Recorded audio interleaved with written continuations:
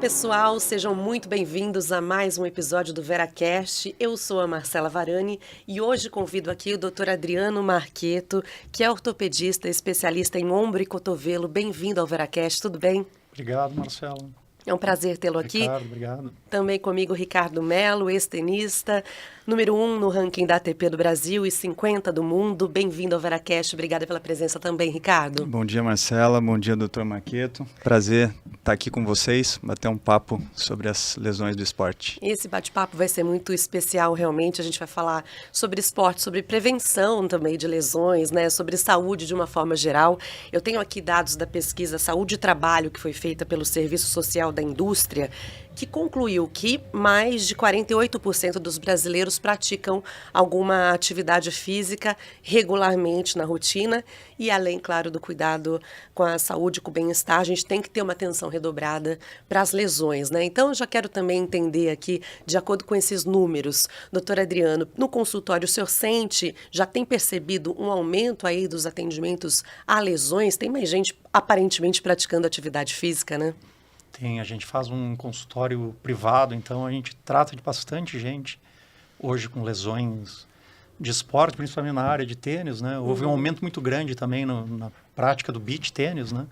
Então o Brasil hoje é o segundo país com maiores praticantes de beach tênis e isso tem aumentado bastante as lesões, mas vários outros esportes, né? Corrida, que é muito comum, e não é muito minha área, porque eu faço ombro e cotovelo, mas o futebol, né? Futebol no Brasil é o grande vilão das causas de lesões. É muito bom ver esse índice, né, de mais pessoas praticando atividade física. A gente fala aí quase metade da população, claro que sempre pode melhorar, mas há mais pessoas também se machucando praticando atividade física na rotina, na academia. Você sente isso, Ricardo, ou não? Olha, eu acredito que, assim, a relação do número de horas que você pratica semanalmente o esporte, né, falando do esporte amador, eu acho que você precisa fazer essa combinação, falando especificamente do tênis, o tempo que você fica em quadra, com o que você consegue se prevenir, com fortalecimento específico na academia. Eu acho que quem está praticando precisa ter essa consciência de que se vai ficar mais horas na quadra, você precisa ter um fortalecimento específico. E muitas pessoas, às vezes, se envolvem bastante, passam a jogar praticamente todos os dias e não está com o corpo preparado ainda para ter essa carga horária semanal, entende? Aí que é o perigo e acabam vindo as lesões. O Ricardo está falando dessa preparação, é interessante, né? Se a gente for diferenciar o esporte amador do esporte profissional, né? As lesões, elas acabam aparecendo mais nos praticantes de alta performance, doutor, ou nos praticantes amadores realmente? Então isso a gente tem que relativizar um pouco, porque assim, os praticantes do esporte amador, eles são um número muito maior do que os tenistas ou os profissionais que trabalham com alto rendimento. Mas, sem dúvida nenhuma, os profissionais que fazem o alto rendimento, o esporte de alto rendimento, têm uma chance muito maior de ter lesões. Tem uma recorrência muito maior de lesão, porque eles também são submetidos a treinamentos exaustivos, né? A frequência e a intensidade do treinamento deles é muito maior. E também eles competem, então a competitividade desses atletas é muito maior. Então a causa de lesão de recorrência é maior nos atletas de alta performance. E quando a gente fala em lesões de uma forma geral, quais são os tipos mais comuns? O que aparece mais hoje em dia? Acredito assim, de forma generalista, no esporte em geral, as distensões musculares e as contusões, elas são lesões que aparecem de forma mais comum, tanto no atleta amador quanto no atleta de alta performance. Mas assim, especificamente, já que a gente está falando de tênis aqui, a gente está com o Ricardo aqui, a gente pode aproveitar isso.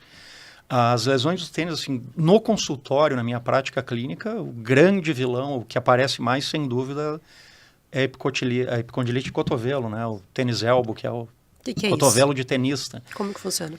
O cotovelo de tenista é um processo inflamatório degenerativo dos tendões que acometem, os tendões extensores que fazem esse processo e dão dor, incapacitam o atleta a segurar a raquete, tem uma dificuldade de preensão muito grande. Esse é sem dúvida o mais comum. Mas em relação ao ombro também tem vários, tendinites, as bursites, as roturas de tendão.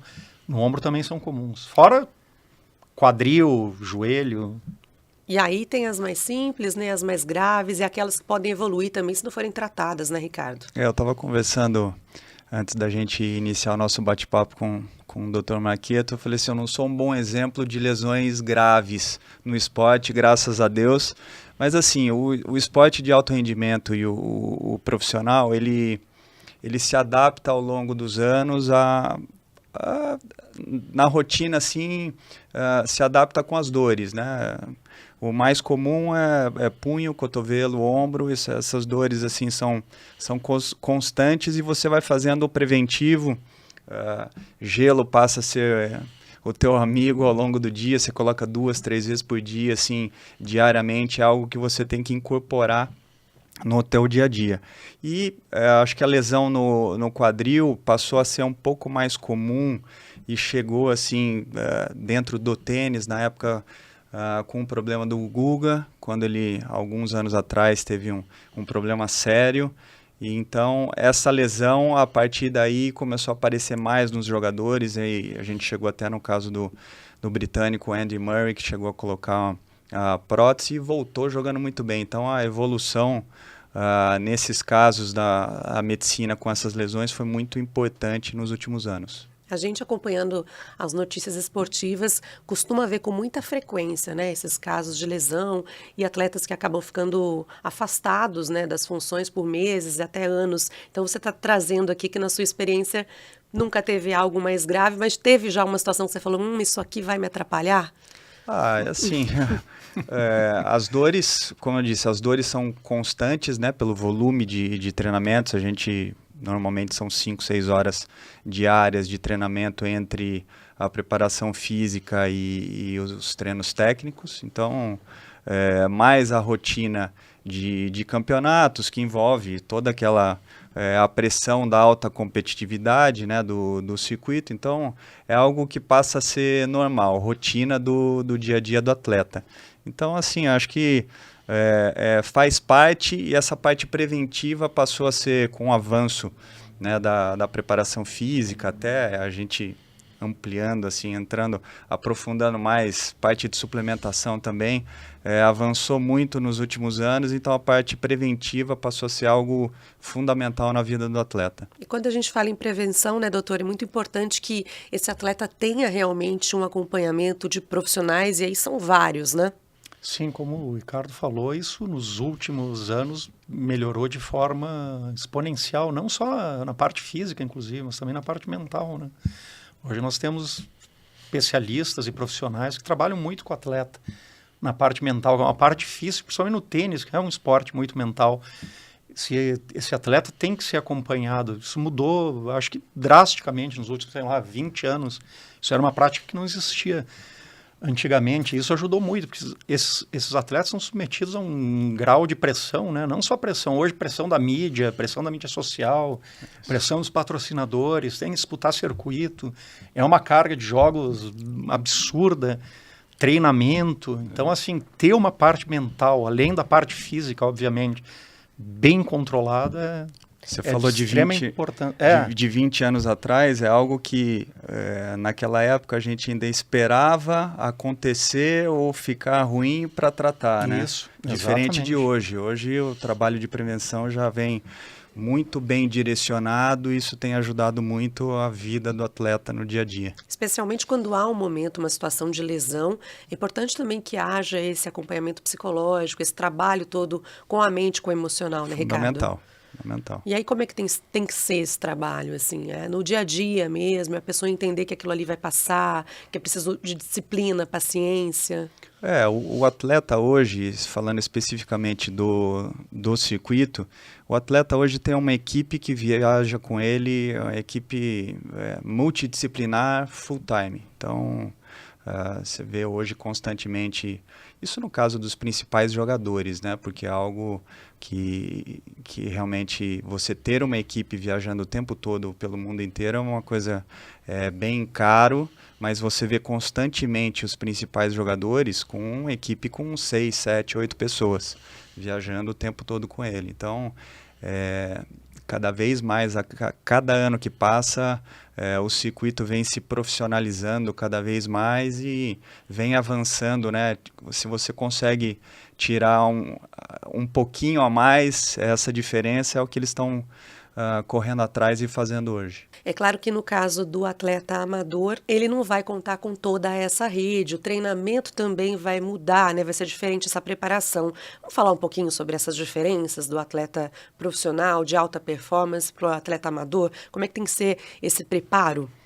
Claro, como eu disse ali no início, essa relação do número de horas que você vai praticar, os dias da semana, é importante o jogador amador ter essa consciência do volume e assim, tem diversos jogadores que começam a jogar conosco, que já vêm de outros esportes ou que já jogam faz tempo, mas também tem os iniciantes que começaram depois mais velhos e não tiveram aquela preparação assim, não tem tanta consciência corporal.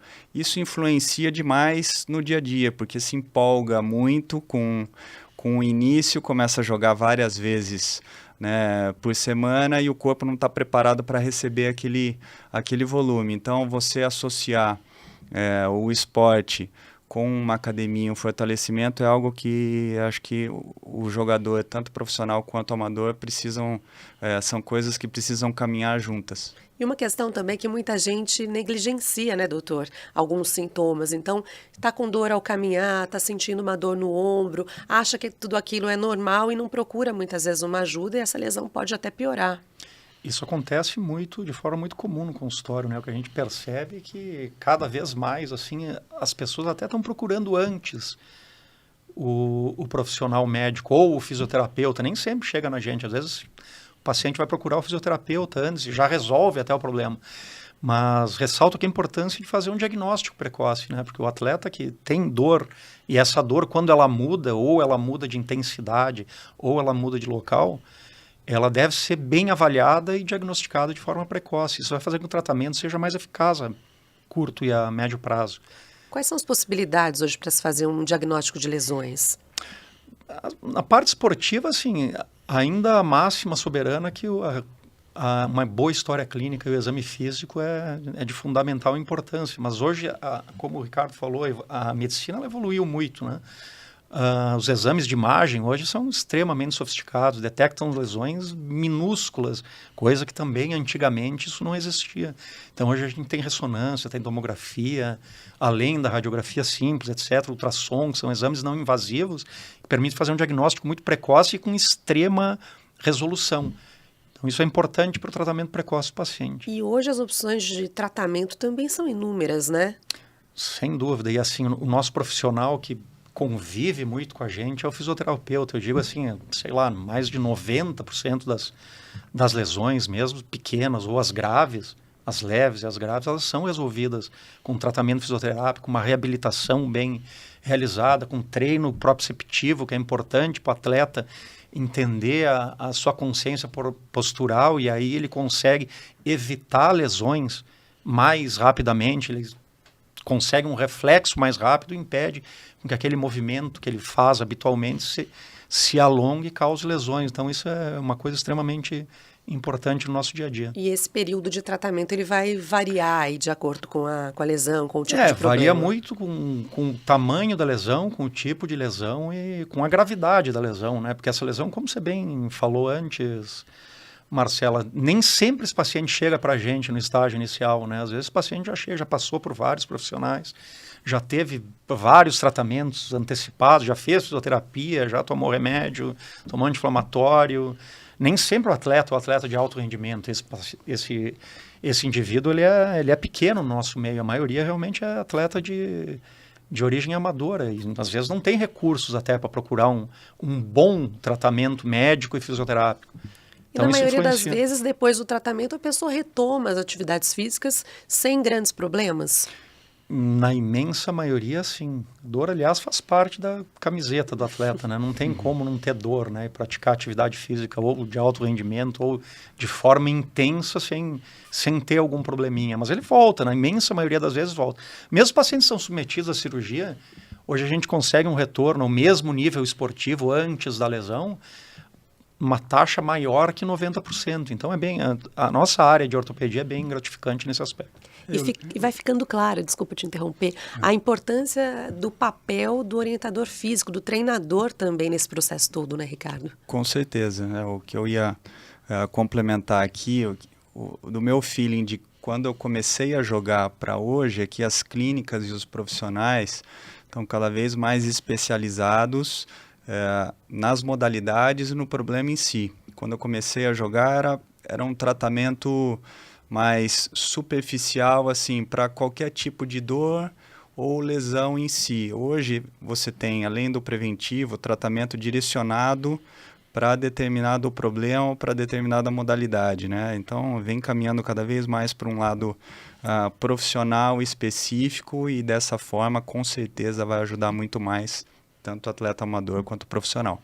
E o treinador, ele contribui tanto na parte de prevenção, quanto também nessa retomada da atividade física após uma lesão. É isso aí, é isso que vai ajudar os dois, né? O atleta amador e o profissional a ter mais longevidade, né? Não começar acelerando demais, jogando 2, 3 meses e tendo que parar 5, 6. Então, fazendo esse trabalho bem feitinho, assim, é uma coisa que você consegue caminhar junto e ter uma longevidade muito melhor. Se você pudesse dar algumas dicas aqui, enumerar algumas delas, para os atletas tentarem evitar as lesões. Eu acho que o principal, assim, eu costumo ir para a quadra bem cedo, né?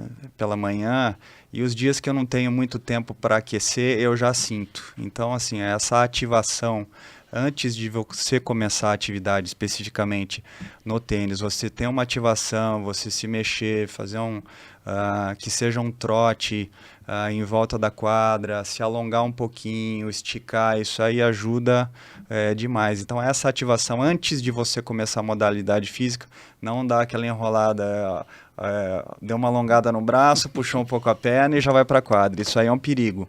Então fazer essa ativação pré-jogo, eu acho que é muito importante. Pode complementar, doutor, com algumas dicas aí, orientações? Isso vale, acho que, para todos os esportes, né? Essa ativação que o Ricardo está comentando aqui, né? Sem dúvida. Eu, particularmente, assim, eu não gosto muito do alongamento antes do início da modalidade. Um alongamento leve. Leve, assim, mais para mexer, assim. O aquecimento, sim, porque às vezes se alonga muito. Tem paciente, aliás, que alonga muito, se estira muito a fibra e depois pode ter alguma lesão nesse sentido. Mas os atletas, não os profissionais, eles já sabem, já têm um conhecimento do corpo muito maior. Mas os atletas amadores, né, são pessoas que têm uma tendência maior de fazer lesão muscular, justamente por não ter esse acesso todo a treinamento, a profissional, treinador, o fisioterapeuta, etc. Mas uma coisa que falou antes, só para complementar o que o Ricardo falou, hoje a gente consegue no consultório, a gente faz uma avaliação funcional do paciente, que é uma avaliação baseada em critérios objetivos, e a gente consegue com questionários e colocando esse paciente numa máquina que mede a força muscular e amplitude de movimento, a gente consegue dar com dados objetivos, numerais, o que esse paciente precisa para melhorar a performance dele ou para curar a lesão. Então a gente consegue orientar esse paciente, ele vai para uma cirurgia ou ele vai para o tratamento conservador de uma forma muito objetiva. Isso mudou muito nos últimos anos. É interessante porque é um olhar bem individualizado, né, para aquele corpo, então. Para aquele paciente, para aquela lesão específica daquele paciente. Porque a gente sabe que na maioria as pessoas são iguais, mas elas são absolutamente diferentes. Cada um tem uma resposta de ativação para a região muscular. Então, isso tem que ser cada vez mais individualizado. E isso tem melhorado muito a performance dos nossos pacientes do consultório. Lembrei de uma situação aqui, eu jogando, uma das últimas vezes que eu joguei o Australia Open, se eu não me engano foi em 2010 ou 2011. Eu lembro que eu estava com muita dor no quadril e antes de entrar na quadra para jogar, eu fiz alguns testes, né? Fui aquecer com o fisioterapeuta do torneio, e ele começou a mexer na minha perna, quadril, fez acho que 4 ou 5 movimentos, em todos eles bem encurtados, e ele só fazia uma cara assim, meio de que não gostou. Ele simplesmente virou para mim assim, depois desses 4, 5 movimentos, ele falou assim, não tem jeito, cirurgia.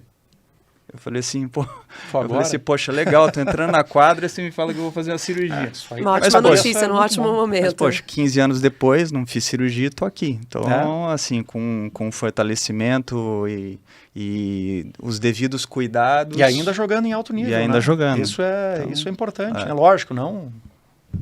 Por isso, circuito profissional, mas em alto nível. Por isso que é importante, assim, para onde está caminhando, né? Cada vez mais informação direcionada, um conhecimento dos profissionais. E fica claro para a gente que é possível aproveitar e ter um bom rendimento, mas sem abrir mão desses cuidados, não é mesmo? Sem dúvida. Muito obrigada. Eu agradeço demais a participação dos dois aqui hoje. Se quiserem complementar ainda com algum comentário, alguma informação, muito bem-vindos mais uma vez. Espero que vocês voltem logo aqui. Doutor Adriano, obrigada, viu? Eu queria agradecer a você, Marcelo, o Ricardo aí, que é um amigo, parceiro que a gente adquiriu na vida aí. Agradecer o Veracruz pelo convite e, em especial, ao doutor Gabriel, né, que também é nosso amigo, parceiro de casa aí, que me fez o convite para estar aqui hoje. E que, graças ao Ricardo, hoje tem uma esquerda pelo menos decente. Né? Parabéns, Ricardo. Você consertar uma coisa que eu achei que era impossível. Então, agradeço muito você.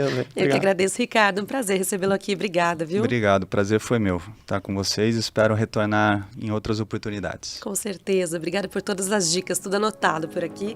Esse é o VeraCast, o podcast do Veracruz, que toda semana leva para você conteúdo sobre cuidado, saúde e bem-estar. Então, a gente fica por aqui e espera você, hein? Na próxima semana, às 8 da noite em ponto. Até lá!